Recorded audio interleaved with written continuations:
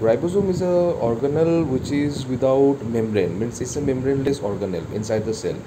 But this organelle is responsible for production of the all the protein that is formed by the cell, be that a structural protein or be that some sort of enzyme. Every single one of them are actually being constructed by a ribosome itself.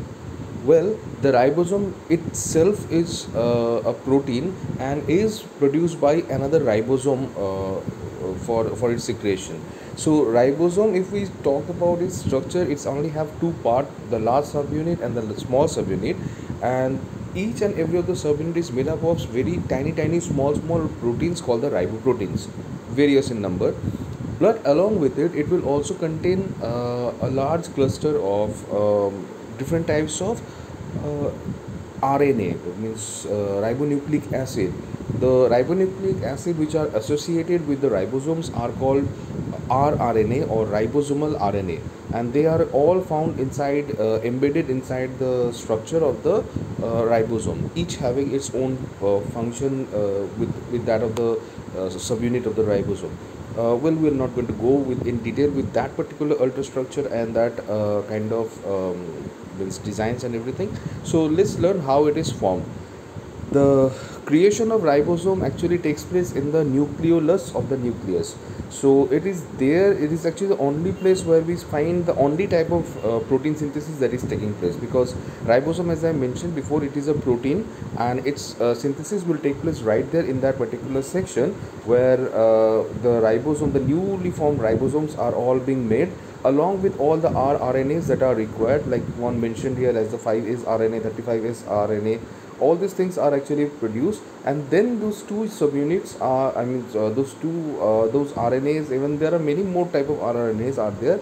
They all intertwined with the all the some small riboproteins that make up the 40S and the 60S subunit. Well, let's go back one more time. So I did not mention about it. See, the ribosomal subunits are being named as its sedimentation coefficient number. So the large subunit, it sediments in the section which is called the 60S region, and the small subunit is called the 40S because it sediment in the 40S region while the the density gradient centrifugation is being carried out. Uh, but the total unit, it actually has a sedimentation coefficient of 80S, and that's why the ribosome of the eukaryotic cells are called the 80S ribosome.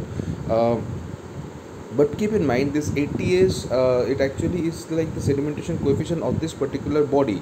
It is not talking about the mass, because the mass and the sedimentation coefficient are not necessarily the same, because this is of a mass which is like if we consider so, then let's say this is 60, this is 40, so they are supposed to be 100S, isn't it? But we are getting 80S subunit as a complete ribosome. This is just because the 20S area that we are missing here is actually the overlap region, and is not something that will be like consider, like it will actually be a part together, they together combine together and form this particular subunit. And there is no loss there, nothing is being lost, because the total molecular mass of the molecule will actually be exactly the same as it is supposed to. It is a simple addition, but the sedimentation unit is entirely different.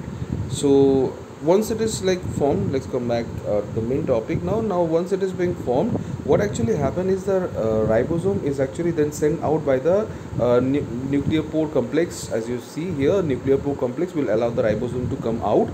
But this mature ribosome means is not like the complete set is coming, but rather it is like the two set are coming separately.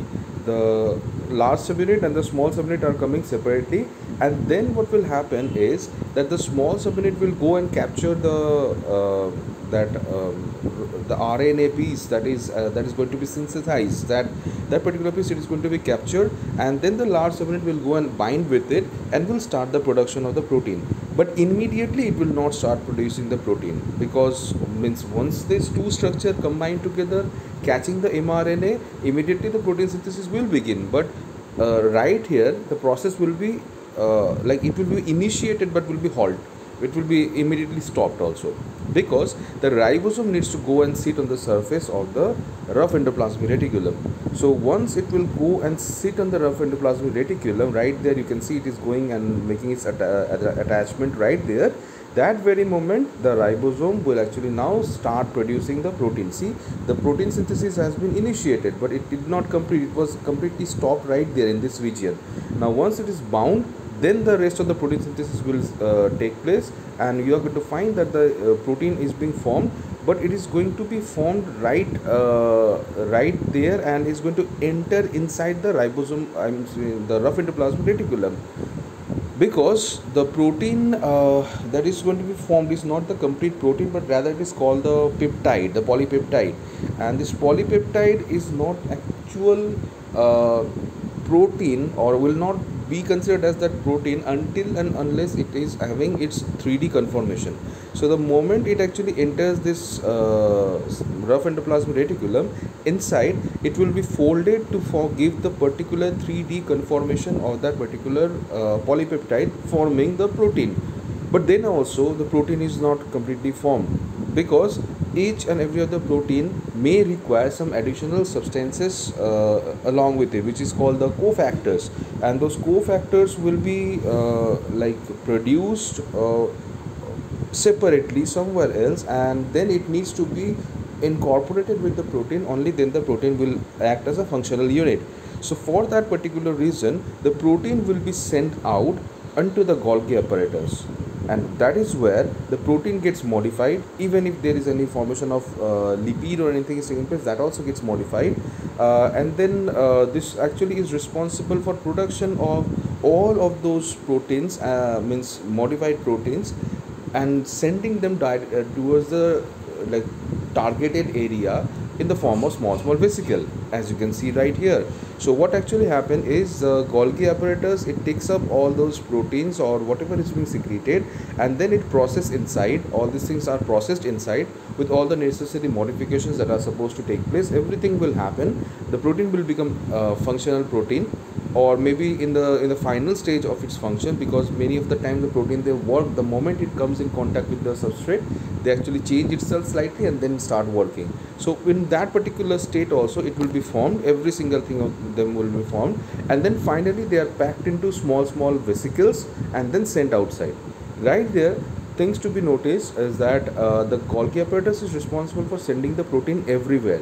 Here it is shown that it is going outside the cell, but not necessarily that. It can actually be the composition of the cell membrane also, because the Golgi apparatus can make all the protein go and bind with this membrane, and when the membrane will go and fuse with this outer layer, the proteins are all being transported right there into the outer surface, or it can be secreted outside, as it is shown here. It is simply by exocytosis, the secretion of the protein is taking place outside. That is also possible, or it may be diffused inside the cell also, means all the proteins will be released inside the cytoplasm also. So it depends like what type of proteins are made and where the function of those protein is majorly at. Means if it is outside, then it will be sent outside. If it is inside the cell, then it will be kept inside the cell. But every of those decision and every of those transportation is being carried out by the Golgi apparatus. That means each and every of this unit, means the nucleus, the ribosome, the rough endoplasmic reticulum, and the Golgi apparatus, they work in sync with each other, so that all the necessary component of the cell can be formed, and finally the cell can function properly.